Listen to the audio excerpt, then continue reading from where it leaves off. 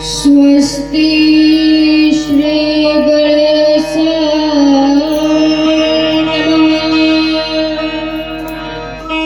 स्वस्ति श्री गुरुदेव चरण कमलेभ्यो नमः। स्वस्ति श्री सरस्वती देव्यै नमः। रामाय रामभद्राय रामचन्द्राय वेधसे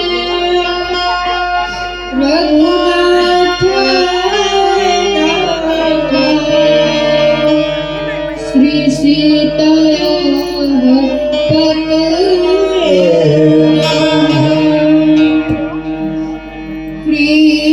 कृष्णाय कृष्णचन्द्राय कृष्णदेवाय सरस्वते यदुनाथाय नाथाय श्रीराधाय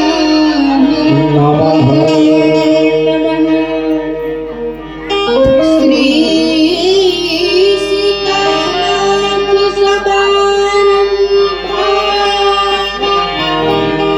श्री रामानंदाय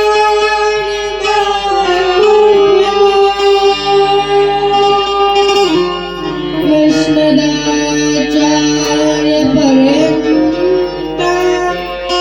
वंदे श्री गुरु परंपरा। तुलसी के पद कमल बारंबार शरणागत कहूँ राम कथा सरस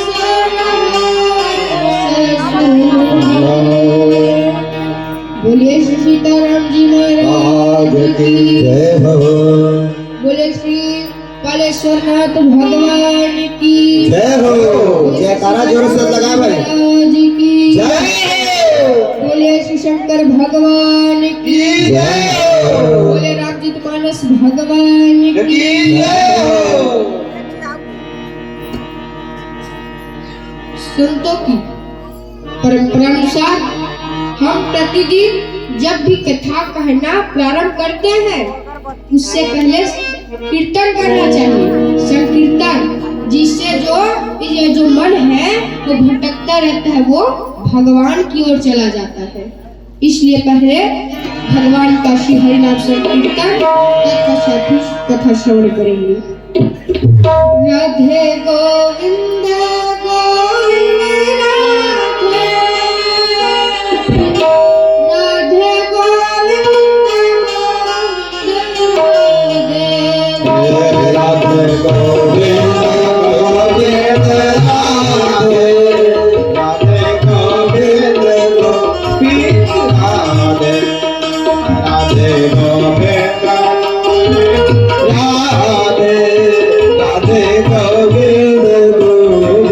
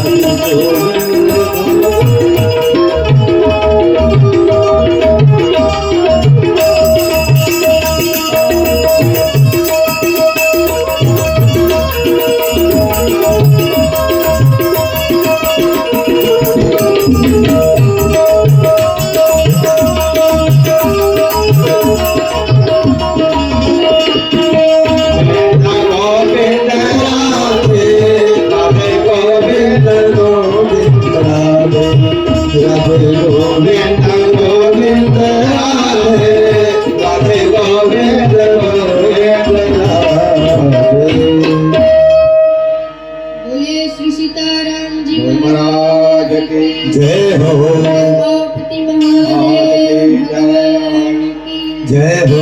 विजय संत जी महाराज की की जय हो। आज हम चतुर्थ दिवसीय कथा श्रवण करेंगे। कल हमने श्रवण किया श्री सीताराम जी का विवाह। कैसे हुआ श्री सीताराम जी का विवाह? आपको मैं 4 शर्त भी बताया था, जिससे हमारे जीवन में श्री सीताराम जी का क्या हो? विवाह हो, अर्थात भक्ति और भगवान का मिलन हो। हम कल ये कथा श्रवण किए थे और हम कल अहिल्या उद्धार की भी कथा श्रवण किए थे। अहिल्या मैया को उद्धार किए कि नहीं श्री रामचंद्र जी? और ऐसे उद्धार किए जिससे मर्यादा भी ना टूटे। उनके ऊपर अपने पैर को हिलाया, जिससे उनके पैर में जो धूल था वो नीचे गिरा। उनके ऊपर अपना पैर नहीं रखा। ये है मर्यादा। तभी श्री राम जी को क्या कहते हैं? मर्यादा पुरुषोत्तम। क्योंकि वो जो भी लीला करे वो मर्यादा के साथ करते हैं। तो आज हम कल तक विवाह की कथा श्रवण कर लिए। अब आज हम कथा श्रवण करेंगे तो वन गमन का। आखिर राम जी को 14 वर्ष का वनवास क्यों मिला? उनका क्या कारण था? पार्वती मैया का प्रश्न क्या था राम विवाह के बाद? किसी को पता है क्या? राज तजासो दूसर का, अर्थात श्री रामचंद्र जी को राम वनवास क्यों मिला? 14 वर्ष का वनवास क्यों मिला? और ये जो कथा हो रही है वो पूज्य संत जी के निमित्त में हो रहा है। और आपको मैं कल संत भी बताया था कि संत कैसे होना चाहिए करके, उनमें क्या क्या गुण होता है बताया था कि नहीं? और अगर हम संतों का संग करते हैं तो हमारा कुछ काम बिगड़ता नहीं है। तभी तो पत्ती है ना, क्या? संतन के संग लागे रहे तोरी अच्छी बनेगी। संतन के संग लागे तेरी अच्छी बनेगी।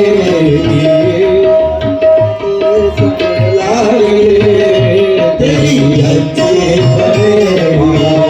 अच्छी बनेगी तेरी अच्छी बनेगी। अच्छी बनेगी तेरी टुकड़ी बनेगी। अच्छी बनेगी तेरी गड़े बनेगी। अच्छी बनेगी तेरी टुकड़ी बनेगी। संतन के जय लागरे अच्छी बनेगी। संतन के संग लागरे तेरी अच्छी बनेगी। संतन के संग लागरे संतन के संग लागरे तेरी अच्छी बनेगी। अच्छी बनेगी तेरी अच्छी बनेगी। अच्छी बनेगी तेरी अच्छी बनेगी। अच्छी बनेगी तेरी अच्छी बनेगी। अच्छी बनेगी तेरी अच्छी बनेगी।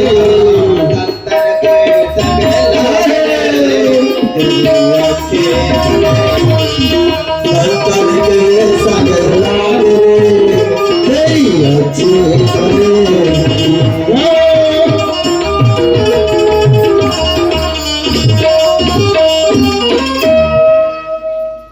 संतन के संग लाग रे तोरी अच्छी बनेगी। अर्थात जब हम संतों के साथ रहते हैं, हम संतों की आज्ञा का पालन करते हैं, तब हमारा कुछ भी काम बिगड़ता नहीं है। और आज की कथा में और ज्यादा आनंद आएगा। क्यों पता है? कि आज मुझे कथा सिखाने वाले मेरे पूज्य दादाजी का भी आगमन हुआ। आज तो फिर समझो बहुत मजा आएगा। आज हम वनवास की कथा श्रवण करेंगे और केवट प्रसंग भी श्रवण करेंगे कि केवट बिना कुछ किए भगवान को कैसे पा गया। अब कल हम श्रवण किए थे विवाह की कथा। अब भगवान श्री राम सीताराम जी विवाह करके पहुंचे अयोध्या, और वहां जब वो अयोध्या पहुंचे तो उनका स्वागत किया और बहुत आनंद मनाया। जब से श्री सीताराम जी विवाह कर घर पहुंचे तब से अयोध्या धाम पे आनंद ही आनंद हो गया। तुलसीदास जी लिखते हैं ना, क्या जब तेरा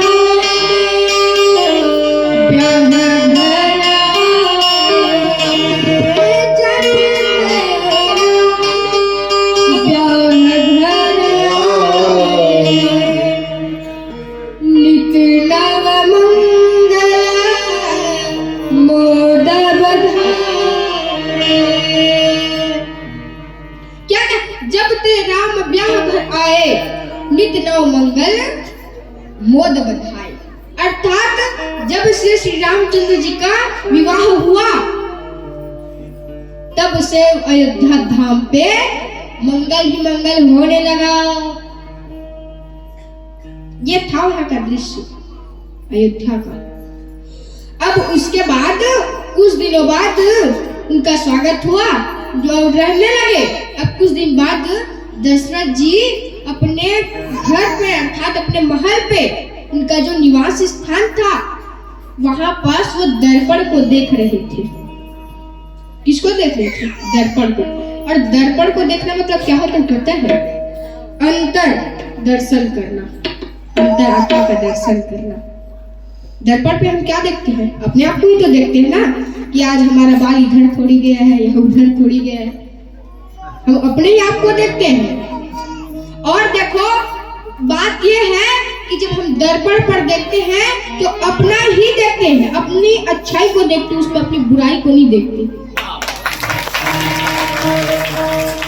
अपनी अच्छाई को उसको देखते हैं। अगर हम उसमें अपनी अच्छाई देख रहे हैं तो हमें उनकी बुराई भी देखनी चाहिए कि हमारे में क्या बुराई है, और जो बुराई हो उसको सुधारना चाहिए। यह है रामचरितमानस का संदेश। उसके बाद फिर जब दशरथ जी दर्पण में अपने आप को देखे, अंतरात्मा को देखे, उनके ना कान के ऊपर एक छोटा सा बाल था जो सफेद हो गया था। अब सफेद बाल का क्या अर्थ होता है? बुढ़ापा होता है कि नहीं?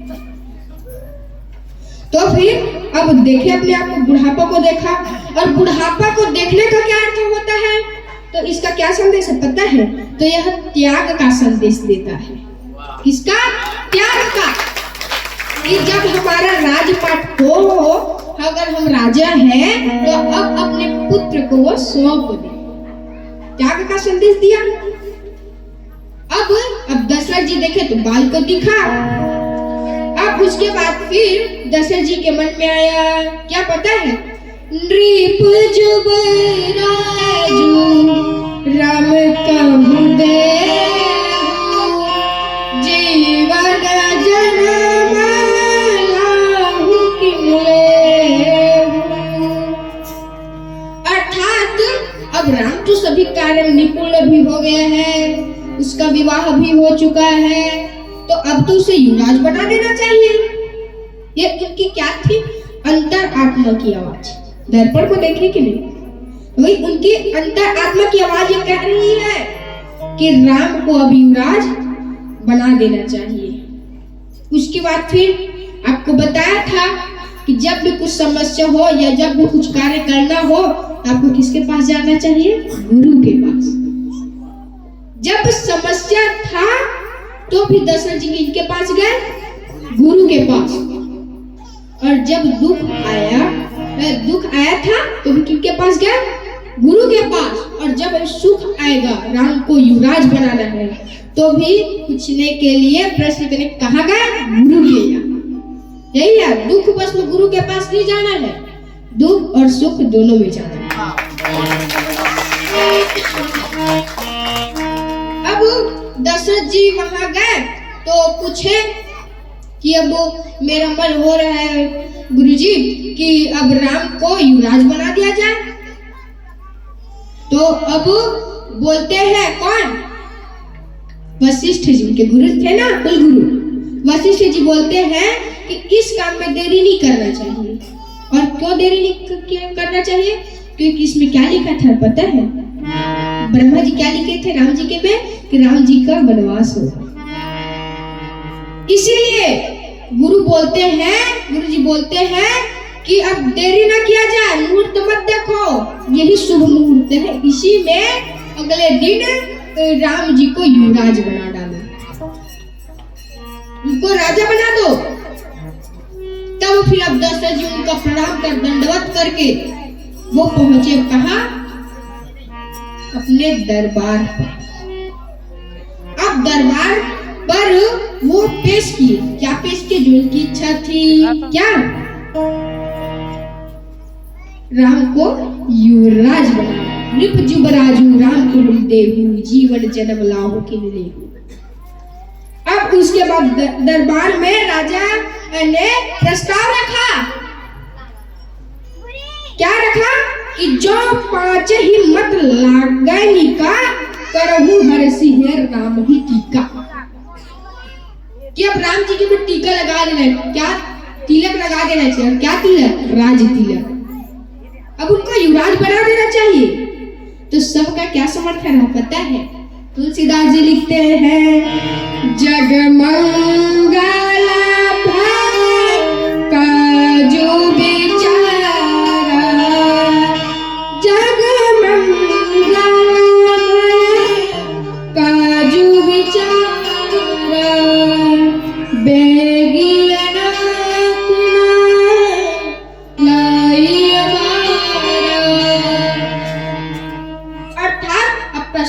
तो सभी लोग क्या बोले? जगमंगल भल काज विचारा,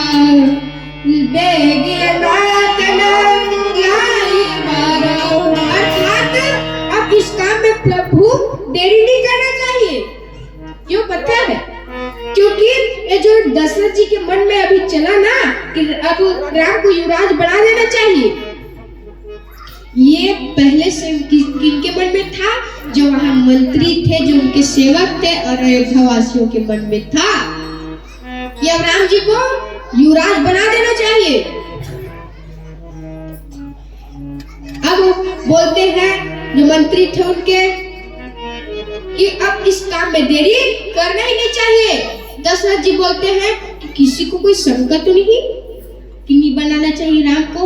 अपना हाथ उठा दे, पहले ही बता दे, वरना बाद में कहे तो नहीं हो सकता। मगर किसी का हाथ नहीं उठा, क्योंकि राम जी जो थे वो सबका दिल जीत चुके थे। किससे जीते? नाम से लड़ाई करके नहीं जीते, प्रेम से जीते, मर्यादा से जीते। उसके बाद फिर सबका समर्थन मिल गया। अब अगले दिन रास तिलक, अब रास तिलक की तैयारी चलेगी।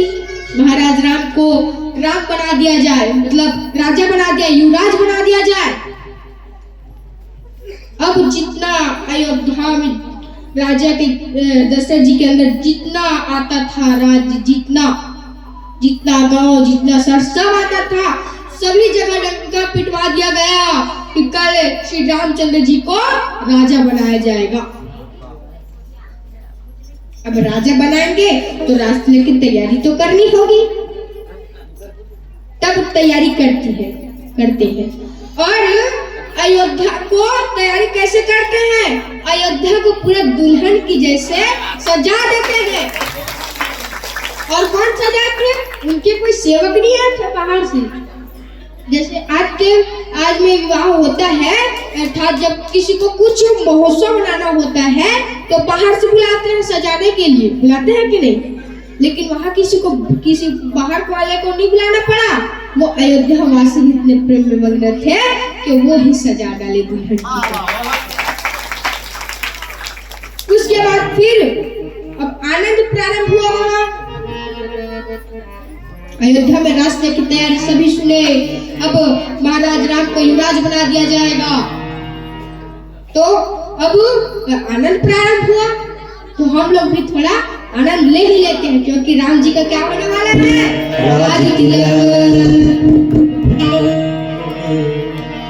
राजे भी देखे महाराजे भी देखे, राजे भी देखे महाराजे भी देखे, राजे भी देखे महाराजे भी देखे, राजे भी देखे महाराजे भी देखे, मेरे राम जैसा कोई राजा कोई राजा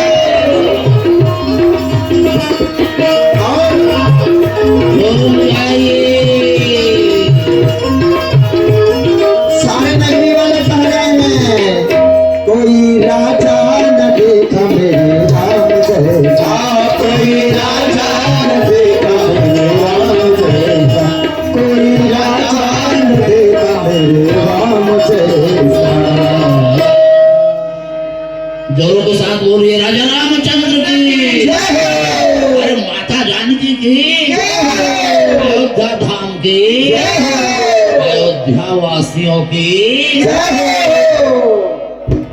बोलिए श्री सीताराम जी महाराज की। देखो मुझे यहाँ आए हुए ना 4 दिन हो गए, और आपको एक बात बताऊं, यहाँ लोगों में क्या कमी है पता है? यहाँ के लोग जयकारा अच्छे से नहीं लगाते,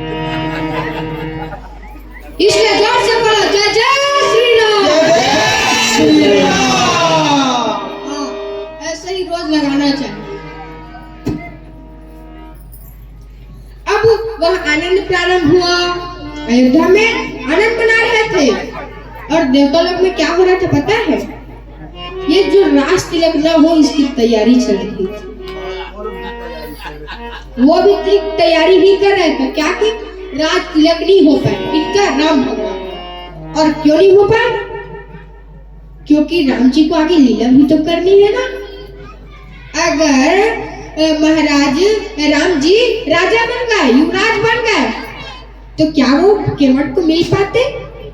क्या वो सबरी मैया जो बचपन से बुढ़ापे तक भगवान का इंतजार की, क्या उनको भगवान मिल पाते?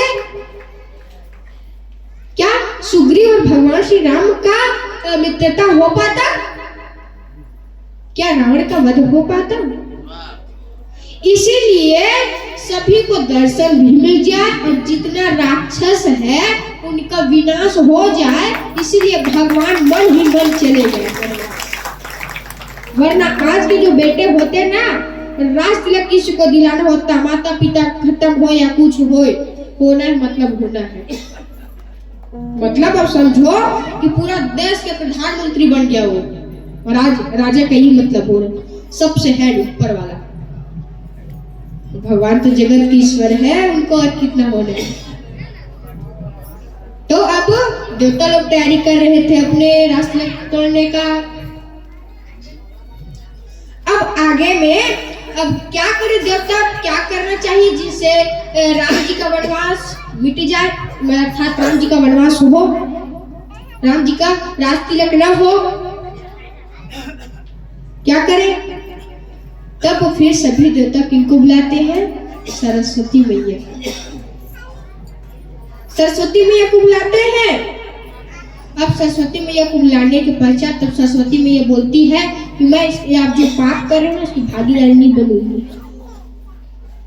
ये पाप है। भगवान को जिनको युवराज बनाना है उसको आप रोकने के लिए आप मुझे बोल रहे हो, सहयोग चाहिए, मैं नहीं करूंगी। तब फिर सभी देवता समझाते हैं ऐसा ऐसा बात है, भगवान को बहुत लीला करनी है, इसलिए आपको हमारा सहयोग करना पड़ेगा। तब फिर सरस्वती मैया मान जाती है। और सरस्वती मैया का क्या काम था पता है? मन बदल देगा। अब यहाँ तो थे, लेकिन अयोध्या में एक ऐसे भी जीव थे, एक ऐसे मनुष्य, एक नारी ऐसी भी थी, वृद्ध ऐसे भी थी जिनका जो मन था ना वो बहुत कुटिल था। देखो संगत का असर होता भी है और नहीं भी होता, क्यों पता है? जो मंथरा कहाँ थी? अयोध्या में, लेकिन उनका मन भगवान के शरण में जब थी तो उनका मन क्या बदला? लेकिन लंका में जो विभीषण था, वो रावण राक्षस में के सब लोगों के पास सामने में उनके बीच में महल में रहते थे, तो क्या वो राक्षस बन पाए? नहीं, क्योंकि वो भगवान की शरण में जाना चाहते। भगवान के शरण में हम जाते हैं, लेकिन कौन से मन से जाते हैं, कौन सी बुद्धि से जाते हैं, ये भी मायने रखता है। अगर हम कुटिल मन से, ईर्ष्या मन से जाते हैं ना तो नहीं होने वाला। इसीलिए अब किनका बुद्धि फिर वहां कोई ऐसा ही नहीं है जो राम जी के बारे में बुरा सोच सके। अयोध्या में ऐसा कोई नहीं है, लेकिन बोल एक है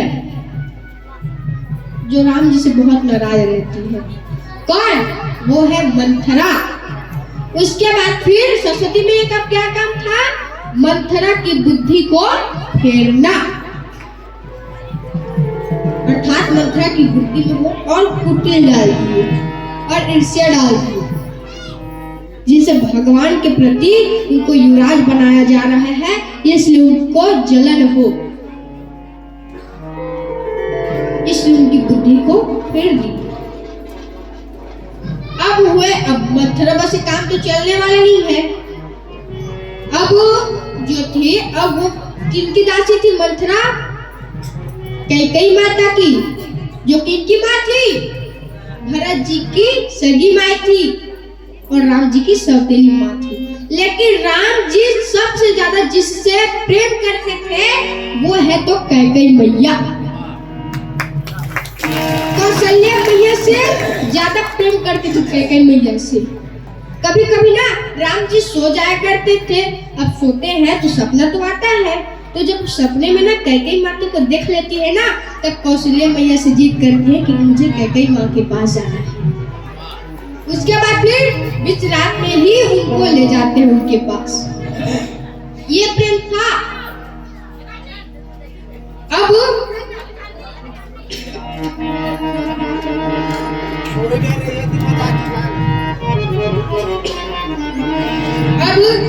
चली मथुरा किनके पास, कैकेयी माता के पास। अब वो वहां गई तो उनको बताने लगी कि अब राम को राजा बनाया जा रहा है, और जो उतना टाइम दृश्य था ना वो देखने योग्य है। क्यों पता है? वो राम जी की सौतेली माँ होते हुए भी राम के राज तिलक में इतनी खुशी थी, इतने प्रेम मग्न थी कि सबको अपने पूरा जेवर अर्थात जितने सोने चांदी हीरे मोती जितने उनके पास थे सभी को दान कर रही थी। जितने उनकी सखियां थी, उनके दासी थी, सभी को।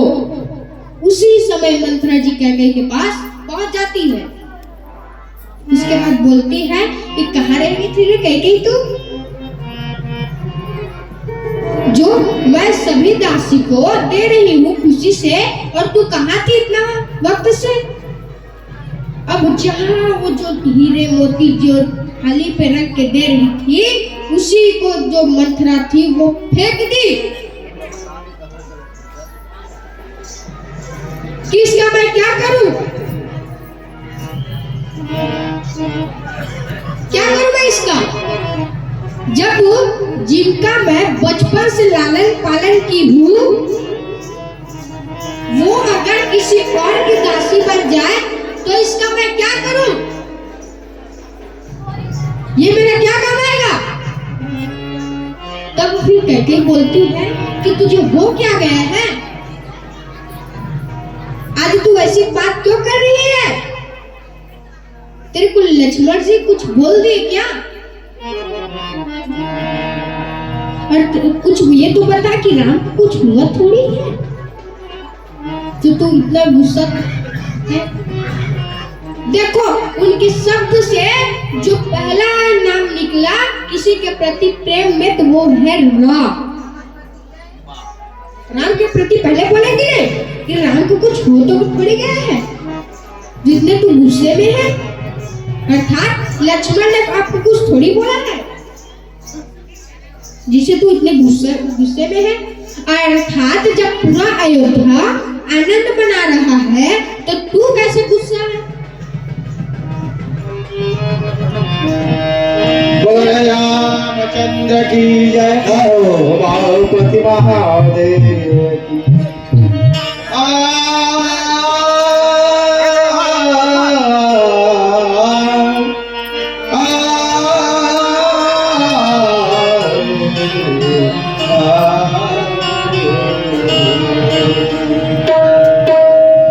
राम जी करेंगे बेड़ा पार रे, उदासी मन काहे को डरे, काहे को डरे राम महादेव की। बोले श्री सीताराम जी महाराज की, बोले उमापति महादेव भगवान की। तो अब सरस्वती मैया जो थी वो मथुरा की बुद्धि को फेर दी। वो कैकेयी मैया को कहने लगी कि अब ये जो आप सोना चांदी हीरा दे रहे हो इसका मैं क्या करूं, जब जिसको मैं बचपन से पाल पोस कर बड़ा की हूँ। पहली में की दासी थी वो, तो जिसको मैं बचपन से पाल पोस कर बड़ा की हूँ, क्या वो दासी बन जाए तो मैं देख सकती हूँ? तो फिर वो अब कैकेयी मैया इस सब शब्दों को सुनकर, और जो मंथरा थी ना वो राजा दशरथ, राजा राम सब के प्रति लांछन लगाने लगी कि भरत है, बिना भरत की उपस्थिति में, उस समय भरत कहाँ गया था? कैकेयी मैया की मायके, भरत और शत्रुघ्न वहीं गए थे। तो बिना भरत की उपस्थिति में ये राज तिलक कर रहे हैं, तो इनका जो राजमाता कौन बन जाएगा? कौशल्या मैया। तो वो तो आपको दासी बना देगी।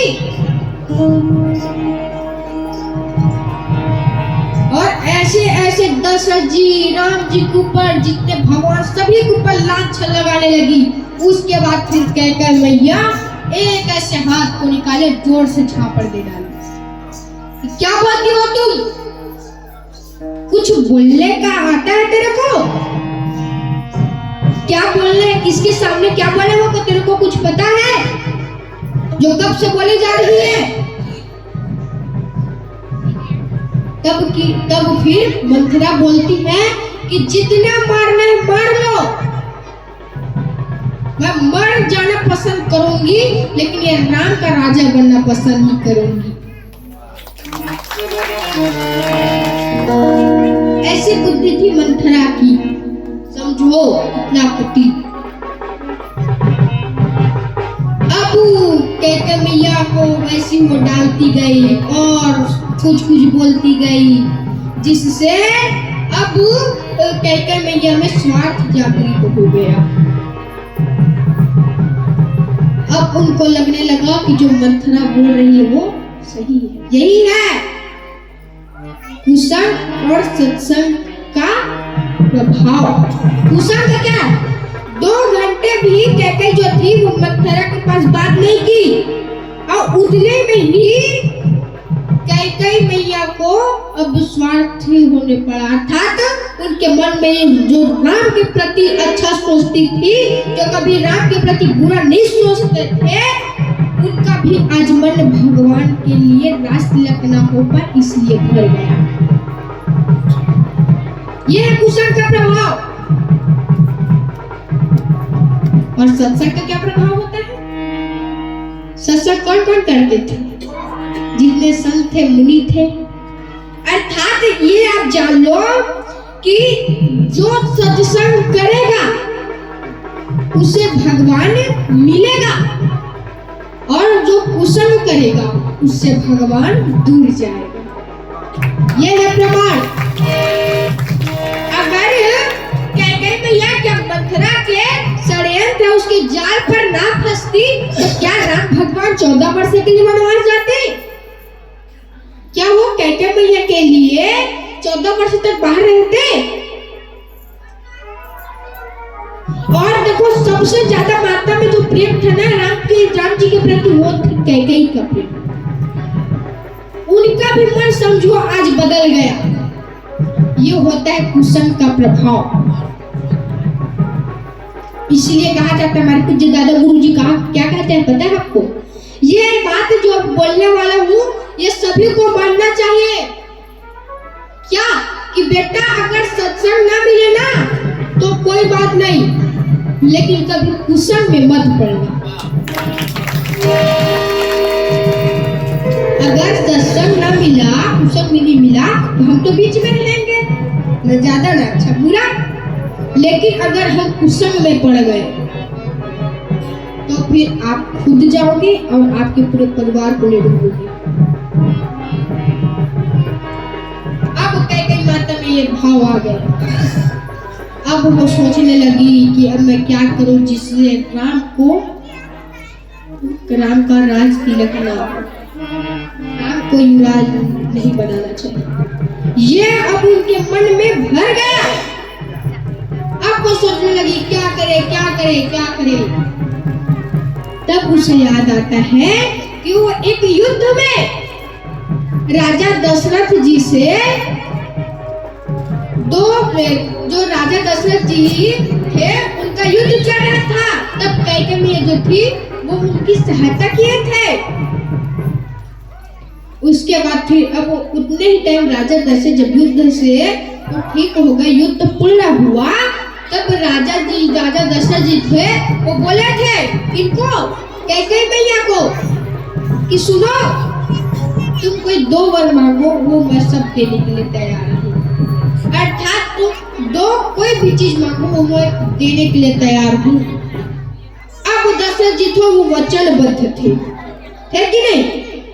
किसी को अब अधिकतर यहाँ होता है कि वचन दे देते हैं, जैसे किसी से पैसा लिए तो बोल देते हैं कि 1 महीने के बाद दे दे या 1 महीने तक दे दे, लेकिन साल बीत जाता लेकिन उनको पैसा नहीं देते। लेकिन दशरथ जी ऐसे नहीं थे, दयावान थे। आपको दशरथ का अर्थ समझाया था ना? क्या समझाया था? दशरथ 4 अक्षरों से मिलकर बना है, द-स-र-थ, जिसमें द का क्या अर्थ होता है? दयावान। स का क्या अर्थ होता है? सहनशील होना चाहिए। और र का भक्ति में रमा रहना, भक्ति में अर्थात भक्ति में लगे रहना, पूजा पाठ करना, यज्ञ तप करना, इसी को बोलते हैं भक्ति में रमा रहना।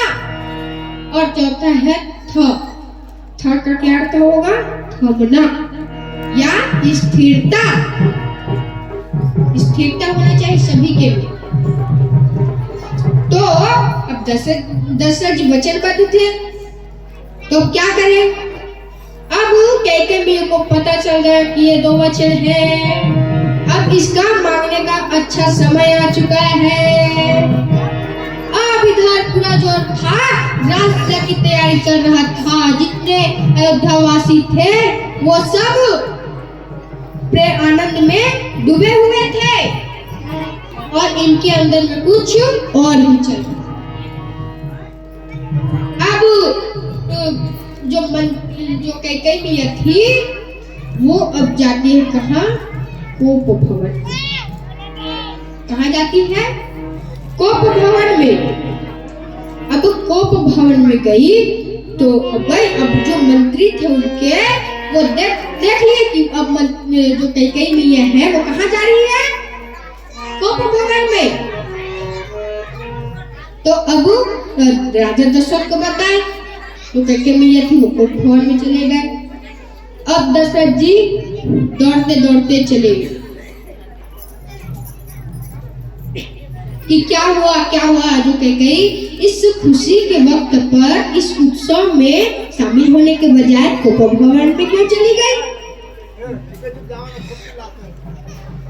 अब दशरथ जी दौड़ते दौड़ते चले। अब वहां पहुंचे तो पूछे कि क्या हुआ? तो उस समय कैकेयी मैया रो रही थी। और कैसा रोना था? हृदय से नहीं, उनको दिखाने के लिए रो रही थी। दिखावा, और बता दो जिनके अंदर दिखावा आ जाए समझो उसके पास भगवान कभी नहीं रहते।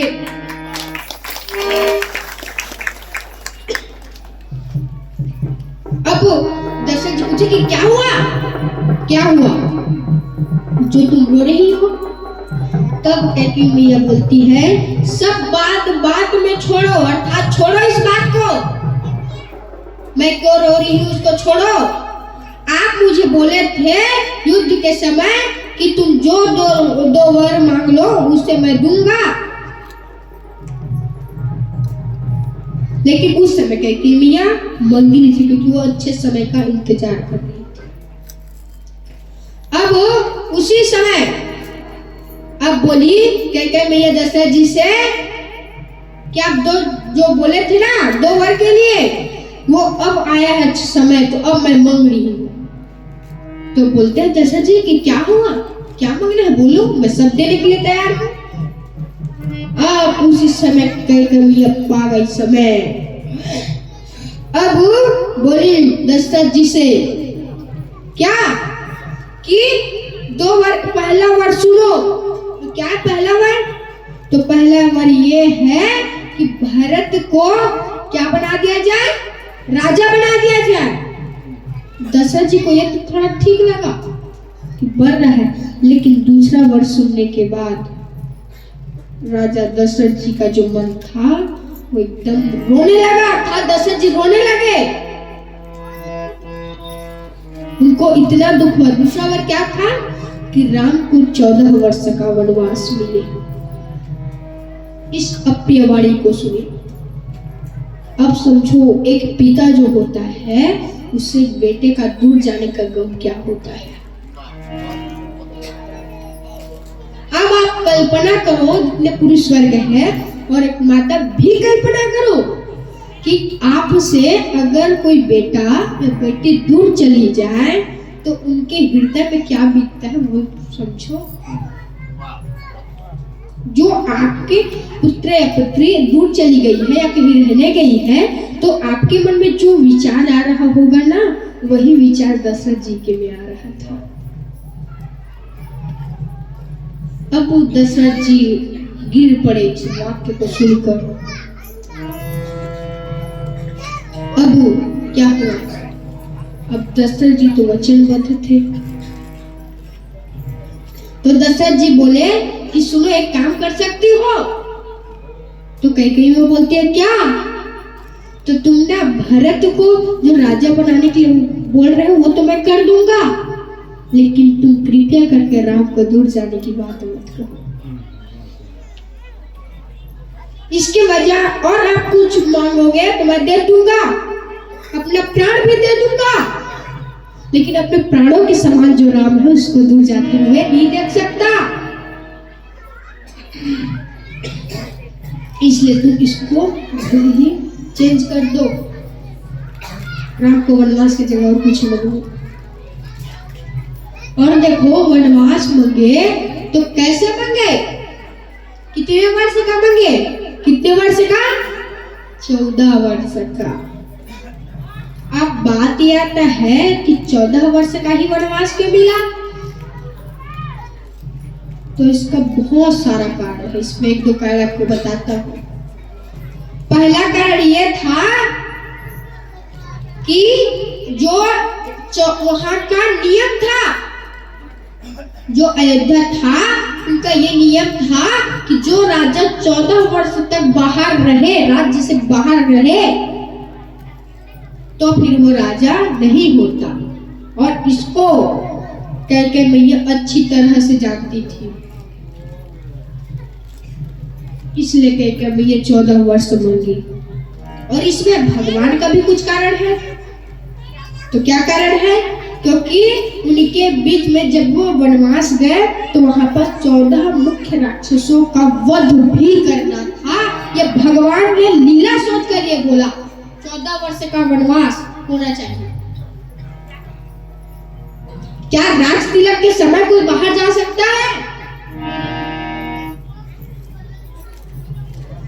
अब दशरथ जी फिर राम जी को बुलाए कि पुत्रा, मैं तेरे को एक बात कहना चाहता हूँ, ये तेरे लिए बहुत अप्रिय है। तेरे को पहले बहुत कठोर बनना पड़ेगा। पहले तू अपने हृदय जो है ना, अंतरात्मा को, उसको पहले कठोर कर ले, हाथ मजबूत कर ले, क्योंकि जो बात सुनेगा ना उससे तेरे को धक्का भी लग सकता है और मैं तेरे को ऐसे नहीं देख सकता राम।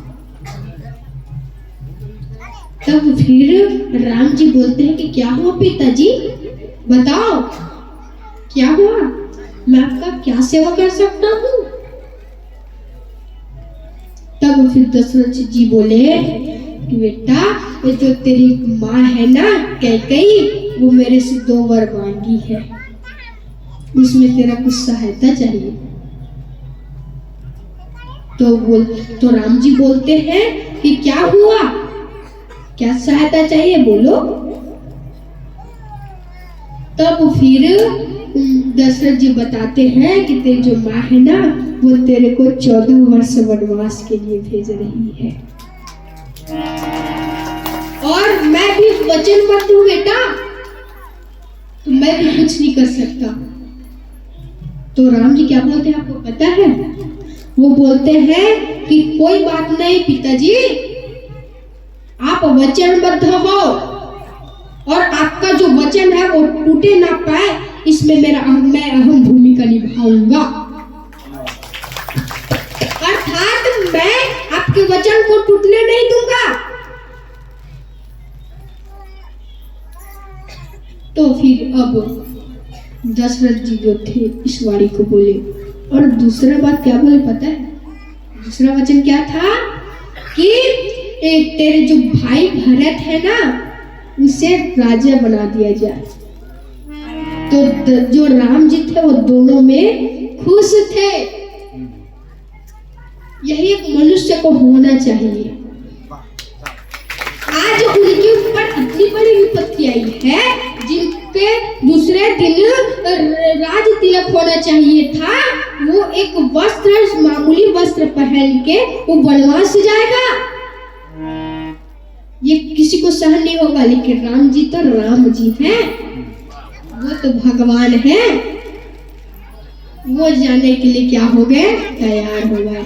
और क्यों तैयार हो गए, इसका भी एक कारण है, दो कारण है इसका भी। क्या? पहले तो देखो जो थे कि जो दशरथ जी है वो वचनबद्ध थे। अब वो वचनबद्ध टूट ना पाए, इसके लिए कर्तव्य का है, क्या है, पुत्र का वचन टूटे ना पाए पिताजी का, ये सभी के होना चाहिए। और आज के जो पुत्र होते हैं वो अपने पिताजी और माताजी को ही मारते हैं।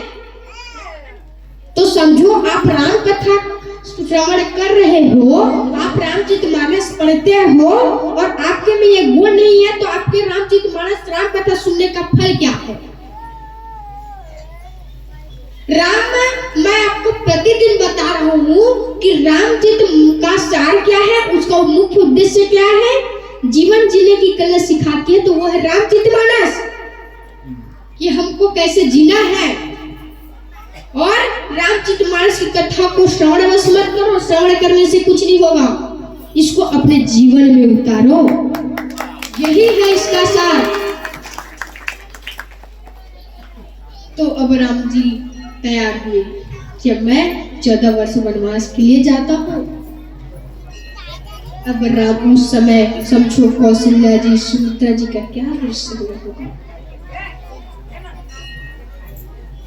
उस समय। अब भगवान जी उनसे वार्तालाप किए, उनका प्रणाम किए, उनसे बात किए, उनको समझाए कि 14 वर्ष की ही तो बात है, मैं जल्द ही लौट आऊंगा। उसके बाद फिर भगवान जी जा ही रहे थे, उतना ही टाइम कौन आ गई, सीता मैया आ गई। और सीता मैया आई तो बोली कि प्रभु आप कहाँ जा रहे हो इस समय में? तो बोली है वो तो राम जी बोल रहे थे कि बात ये है कि आज पिताजी जो थे वो वचनबद्ध है मेरे को 14 वर्ष वनवास भेजने के लिए और भरत को राजा बनाने के लिए।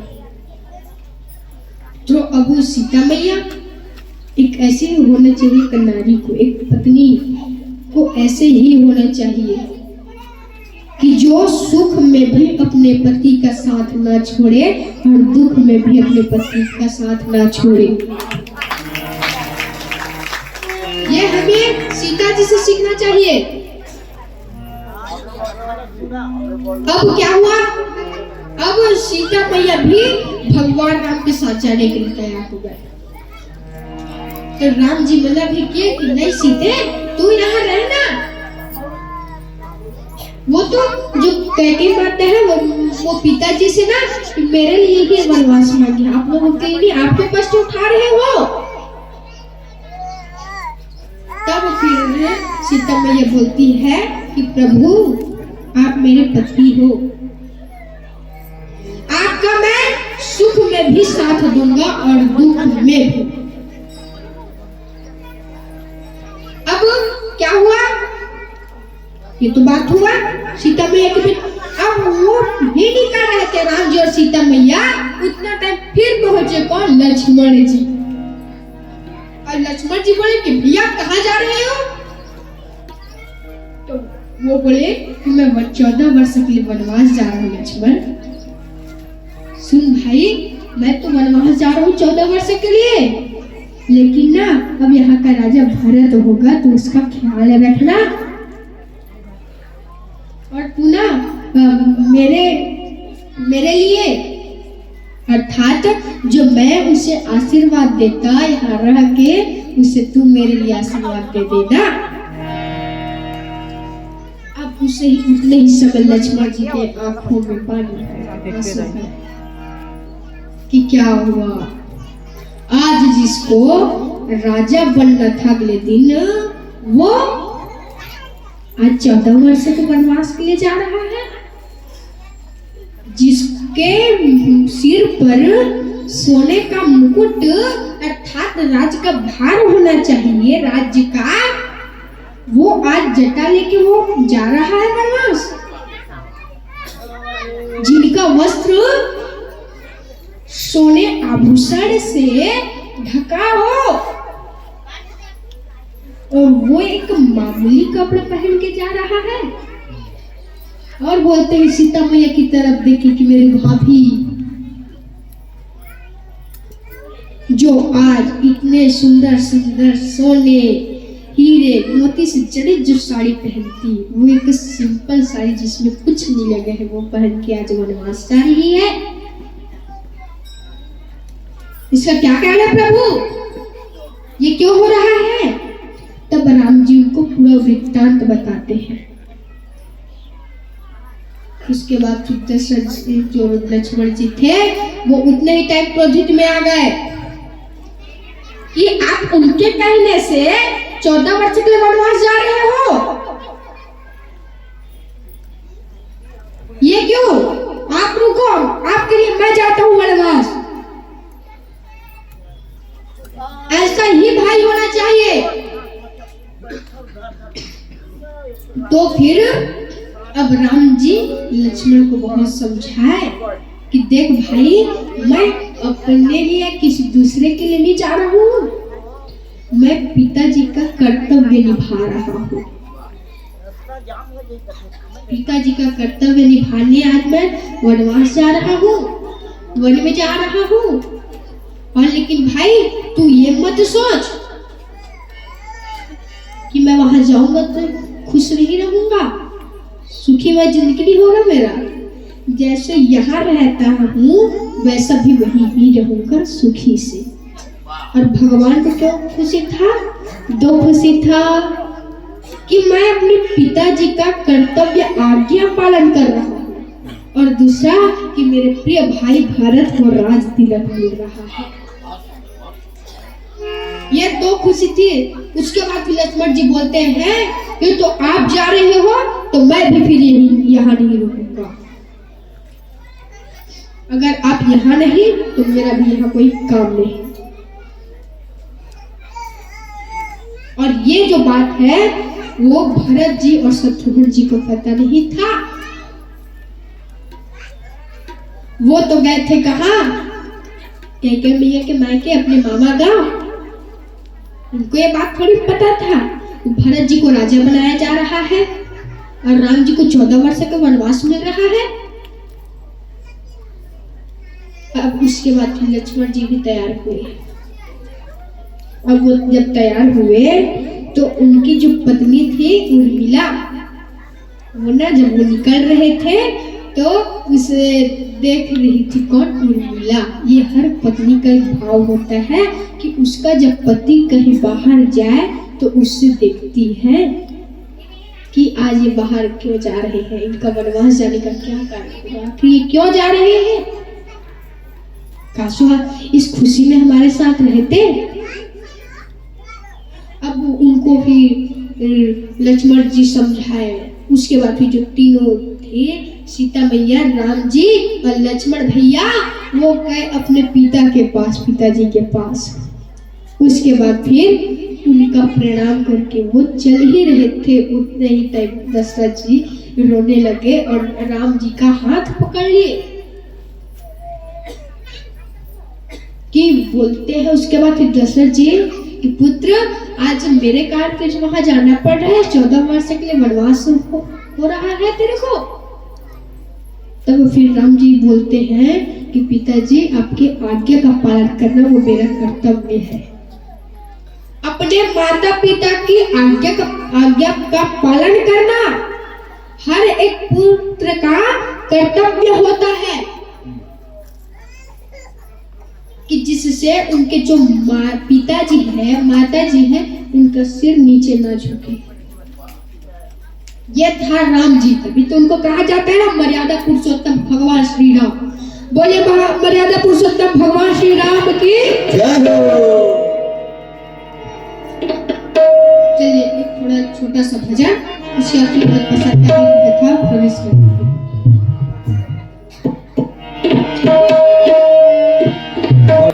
जय हो, बोलिए श्री सीताराम जी महाराज की जय हो। तो इस तरह श्री रामचंद्र जी वनवास के लिए जाते हैं। और देखो वनवास का क्या क्या कारण है। हम तो राम जन्म का कारण तो सुन लिए थे कि राम के जन्म का, राम जी के अवतार लेने का 5 कारण है। लेकिन अब राम जी के वनवास जाने का क्या कारण है? तो उसके 3 कारण है। पहला है काम। क्या है? काम। और काम क्या है? दशरथ जी। और दूसरा है क्रोध। और क्रोध क्या है पता है आपको? कोप भवन। क्या है? कोप भवन। और तीसरा है लोभ। लोभ कौन है? मंथरा, जो मात्र अपने लिए सोचे, ये है लोभ। और कहा गया है लोभः पापस्य कारणः। लोभ जो है वो पाप का कारण है। अब काम क्या है? दशरथ जी क्या काम किए थे? तो क्या पता है? रामचरितमानस में लिखा है जहां काम तहां राम नहीं, और क्या कहा है? जहां राम नहीं तहां काम नहीं। जहां काम है वहां क्या कौन है? राम ही है। और जहां राम है वहां काम नहीं है। ये दशरथ जी। ठीक काम। दूसरा है कोप भवन। और जहां देखो, जहां क्रोध होगी वहां शांति रूपी सीता मैया नहीं होगी। सीता मैया क्या है? शांति। और अगर किसी के घर में लड़ाई चल रहा हो, एक दूसरे से क्रोधित हो, तो क्या शांति मिलेगी वहां? नहीं। तो जहां क्रोध होगा वहां शांति नहीं होगी। और तीसरा है लोभ। लोभ कौन है? मंथरा। और जहां लोभ होगा वहां वैराग्य रूपी लक्ष्मण जी भी होंगे। लक्ष्मण जी को क्या कहते हैं? आध्यात्मिक दृष्टि से वैराग्य। तो जहां लोभ होगा वहां वैराग्य रूपी लक्ष्मण नहीं होंगे। इसलिए सीता राम जी और लक्ष्मण भैया वनवास जाते हैं। अब देखो, हम राम जी के वनवास जाने का तो सुन लिए कि था। राम जी वनवास जाते हैं, सभी जो अयोध्यावासी थे वो उन्हें रुकते रुकते वहां तक पहुंच गए, आधा दूर तक। अब वहां से फिर राम जी चले गए। अब उसके बाद देखो, हम भगवान के जाने का तो सुन लिए कि राम भगवान जाते कैसे हैं? अपने से दूर कैसे जाते हैं? तो जहां काम क्रोध और लोभ होगा वहां राम जी खुद नहीं रुकेंगे। यह भगवान के जाने का कारण। और भगवान के आने का क्या कारण है पता है क्या? कर्म जो होता है, हमारा कर्म, हम जो कार्य करते हैं। जैसे एक किसान का क्या कार्य होता है? खेती करना। एक शिक्षक का क्या कार्य होता है? बच्चों को शिक्षा देना। एक गुरु का क्या काम होता है? अपने शिष्य को अच्छे मार्गदर्शन देना। यह है कर्म। अपना अपना कर्म होता है। तो जो कर्म है, हमारा जो कार्य है, उसे भक्ति में डुबा देना, ये है भगवान के आने का कारण। भगवान कैसे आएंगे? अपने जो कार्य है, अपने जो कर्म को भक्ति में डुबा दे। अब कैसे? तुलसीदास जी मानस में लिखते हैं, मांगी नावन के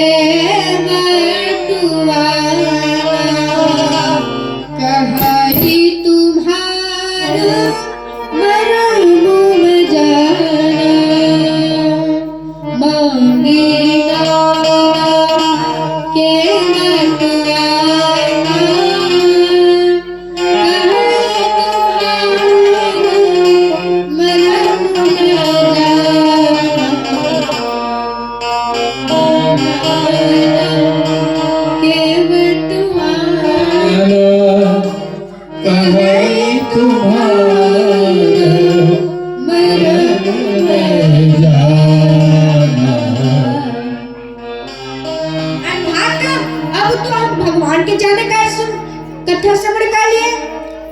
आने का।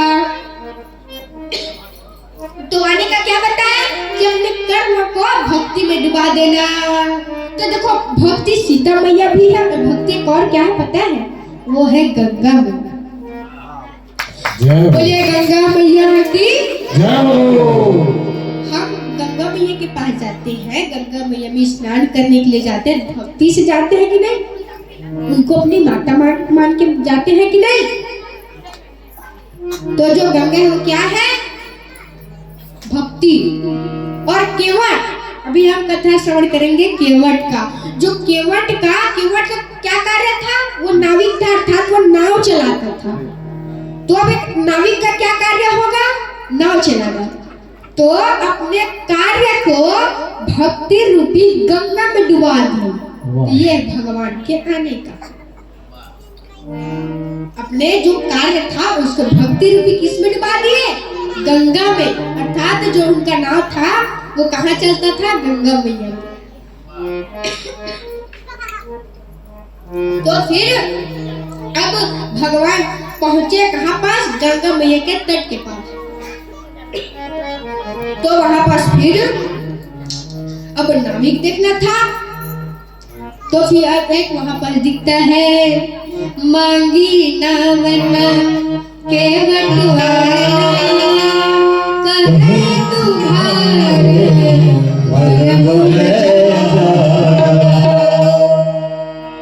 अर्थात अब उसके पास आए के गंगा में तट के पास जो राम जी है उसे गंगा मैया के तट के इस पार से उस पार जाना था। एक स्थान से दूसरे स्थान गंगा मैया को पार करना था ना। तब उसके लिए एक नाविक चाहिए जो नाव चलाता हो। तो अब राम जी किसको बुलाते हैं? वही पास एक नाविक था केवट नाम का।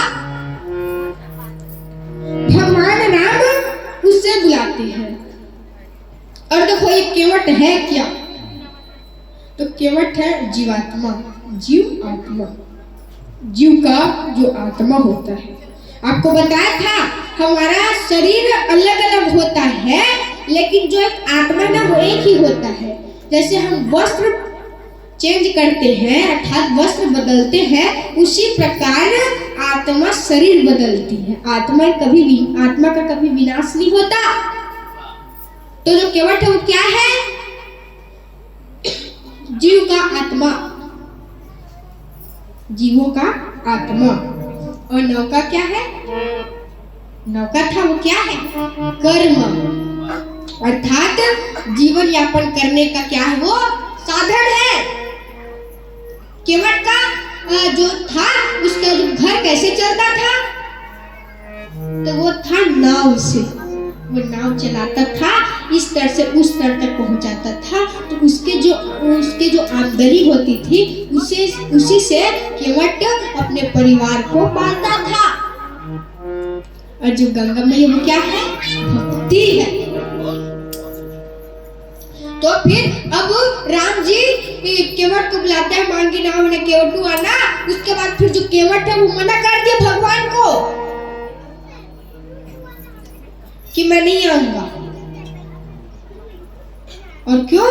क्योंकि बोलते हैं कहीं तुम्हारा मर्म में जाना, अर्थात तुम्हारा मर्म मैं जानता हूँ। तो क्या मर्म था आपको पता है? कल हम कथा में क्या श्रवण किए थे? अहिल्या माता के उद्धार की कथा। अर्थात जब आपके चरण कमल के रज से जब कठोर पत्थर, एक कठोर शिला एक सुंदर नारी में बदल जाती, सुंदर स्त्री में बदल जाती है, तो ये तो मेरा जो एक लकड़ी का नाव, ये तो किस में बदल जाएगा? और में से एक ही परिवार नहीं चला जा रहा है। तो ये नारी बन जाएगी तो इसका पालन पोषण फिर कौन करेगा? बात ये भी है, अगर ये नारी बन जाए तो इसका पालन पोषण कौन करेगा? अब राम जी बोलते हैं, केवट बोलता है, उसके पहले केवट बोलता है क्या पता है कि मैं आपको एक कार से जाने दूंगा। तो क्यों पता है कौन से कारण से? कि बोलते हैं रामचरित मानस में तुलसीदास छंद लिखते हैं, पद कमल धोई चढ़ाई नाथ उतराई जहो मोहि राम राउरी आनंद दशरथ सपथ सब साची कहो बरु तीर मारहु लखन जब लगी नावन पखारियो तब लगी न तुलसी दास नाथ कृपाल पारो उतारी है। अर्थात वो राम जी से बोलते हैं कि ना मैं आपको एक ही कार्य अगर आप एक काम करोगे तभी मैं आपको चढ़ने दूंगा। तो राम जी बोलते हैं कि क्या करना होगा, कि बोलते हैं कि पहले मैं आपके चरण को धोऊंगा, आपके जो चरण है उसको धोऊंगा, उससे जो मिट्टी है वो निकल जाएगा बाहर, उसके बाद फिर आपको मैं नाव में बैठने दूंगा, वरना एक परिवार का बोझ मेरे पर चलता नहीं, दूसरे का कहाँ चलेगा। अब वो क्या करते राम जी बोलते हैं कि जो तेरे को जो करना है वो करो। अब जो केवट जी थे वो राम जी से उल्टे पुल्टे सवाल करने लगा। अब देखो उल्टे पुल्टे सवाल क्यों कर रहे हैं, इसका भी कारण है। क्यों पता है, जो राम जी थे ना वो केवट जी के पास आने से पहले ना सुमंत जो उनको छोड़ने आया था उससे वो विदा किए थे, अर्थात उनको वापस अयोध्या भेजे थे। और जो राम जी के जो सुमंत जी हैं वो उनके पिता समान थे, उनको पिता जितना प्रेम करते थे। तब आज जो राम जी थे ना उनको विदा करते टाइम उनकी आंखों में आंसू भर आया था। और यही एक भक्त का भी कार्य है। देखो भगवान जब उनके दर पे आए ना तो भगवान अगर रोते हुए आ रहे हैं तो उनके आप को खुश करके भेजो,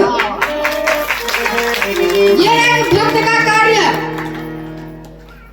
उसके बाद अब केवल उल्टे पुल्टे सवाल करने लगा कि हे नाथ मैं आपके पिताजी की कसम खाता हूँ कि अगर आप पैर धुलवा लीजिए, अगर आप पैर धुलवाते हैं तो मैं आपको नाव में बैठने दूंगा और नाव जो चलाऊंगा आपको इस तरह से उस तरफ तक छोड़ूंगा, उसका उतराई भी नहीं लूंगा। कोई चार्ज नहीं, अर्थात आपको 1 रुपया देना नहीं पड़ेगा, निःशुल्क में आप जा सकते हो। तब अब लक्ष्मण जो उठा धनुष और बाण को तान दिए किनके ऊपर, निशाना किनके ऊपर था, केवट ऊपर। क्यों? क्योंकि भैया ये पिताजी की कसम खाता है। ये कौन है जो पिताजी की कसम खाता है? तो क्या बोलते हैं पता है केवट जी? बोलते हैं कि चाहे मुझे लखन भैया मार ही क्यों ना ले, लेकिन जब तक मैं आपका पैर नहीं धोऊंगा तब तक मैं आपको चढ़ने नहीं दूंगा। उसके बाद फिर अब राम जी बोलते हैं कि रहने दो, इससे प्रेम से बात करते तो बनेगा। अब वो राम जी बोलते हैं कि अब तेरे को जो करना है वो कर, जिससे तेरा भी नुकसान ना हो और मैं इस तरह से उस पद तक पहुंच जाऊं। अब जो केवट जी थे वो अब थाल लाए।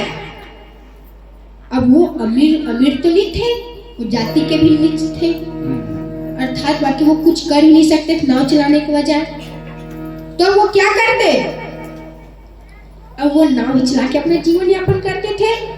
अब उनके पास था कुछ नहीं, एक जो थाल था वो भी था लकड़ी का, उसी में लाए और गंगा मैया जो पानी था ना, था जो जल था गंगा मैया का, उससे भगवान का जो पैर है उसे धुलवाने लगा।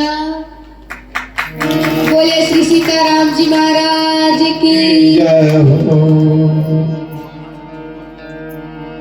अब होता क्या है, अब राम जी पैर धुलवा लिए। उसके बाद फिर अब केवट बोलता है कि अब आप जा सकते हो। अब बैठो, ये जो आपका चरण रज है उसको, जो अमृत है चरणामृत, उसको मैं पान कर लूं और अपने घर के चारों तरफ डाल लूं। उसके बाद फिर मैं आपके पास आता हूँ, आप उतना तक बैठे रहो। आप देखो भगवान होते हैं ना, वो भक्त के वश में ही होता है।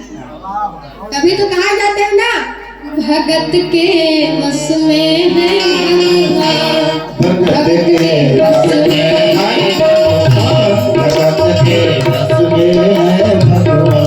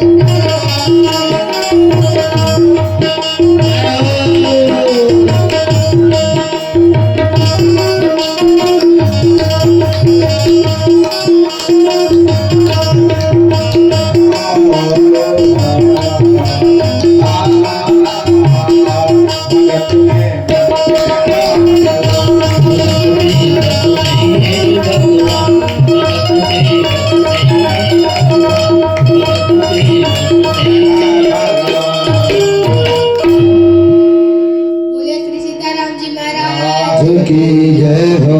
तो भगवान को कौन चलाता है, उनका नियंत्रण कौन करता है, तो वो है भक्त। अब जैसा भक्त बोलेगा वैसे ही भगवान को करना पड़ेगा, वरना वो इस तरह से उस तरह तक थोड़ी जाएंगे, क्योंकि वहां और कोई नाविक नहीं था तो क्या करे, मजबूरी था। अब राम जी बैठे, उठने से जो केवट था वो जल पान कर लिया, चरणामृत पी लिया और अपने जितने परिवार में थे वो सभी को दे दिया। ऐसा अच्छा मौका कभी नहीं मिलेगा। भगवान के पास अधिकतम लोगों को जाना पड़ता है, लेकिन केवट ने भगवान का जप किया था ना, तब किया था, तब वो भगवान के पास पहुंच गए। और क्यों? क्योंकि वो अपने कर्म को भक्ति रूपी गंगा में डुबा दिया था। अपने वो कर्म को ही प्रथम माना।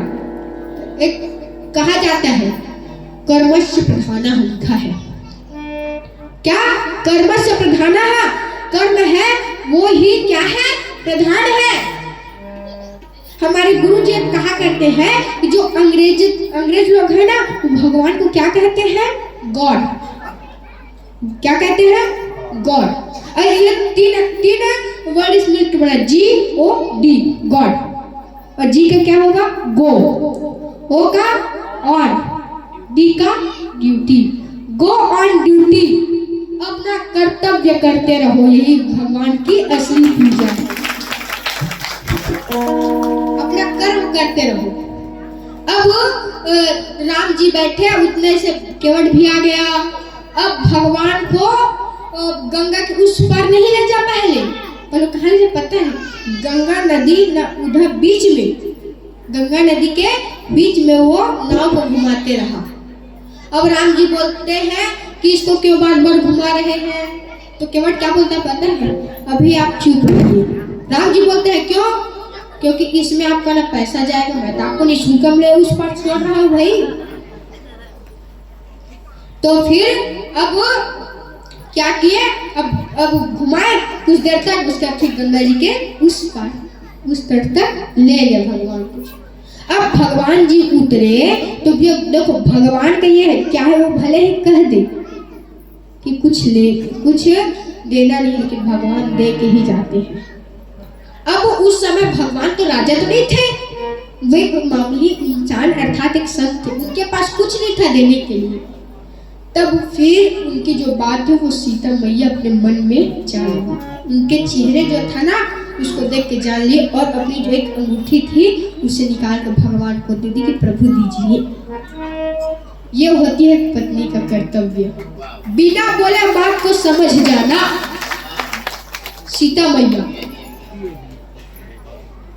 इसलिए अब सीता मैया दी उसको। अब केवल तो बोल दिया था कि मैं नहीं लूंगा, लेकिन राम जी बोले अब अभी तक तू जो कुछ भी बोला है वो सब मैं किया हूँ, लेकिन ये तुझे मेरे कहने पर करना होगा। तब फिर केवट उसे आशीर्वाद के तौर पर से ग्रहण किया। इस तरह आज हम कथा श्रवण किए राम जी के वनवास का और केवट प्रसंग का। राम जी कैसे जाते हैं और राम जी कैसे आते हैं। जय हो। बोले श्री सीताराम जी महाराज की जय हो। आइए आज की कथा यही विश्रांति होती है। कल पूज्य महाराज श्री जी के मुखारबिंद से कल महाराज श्री जी का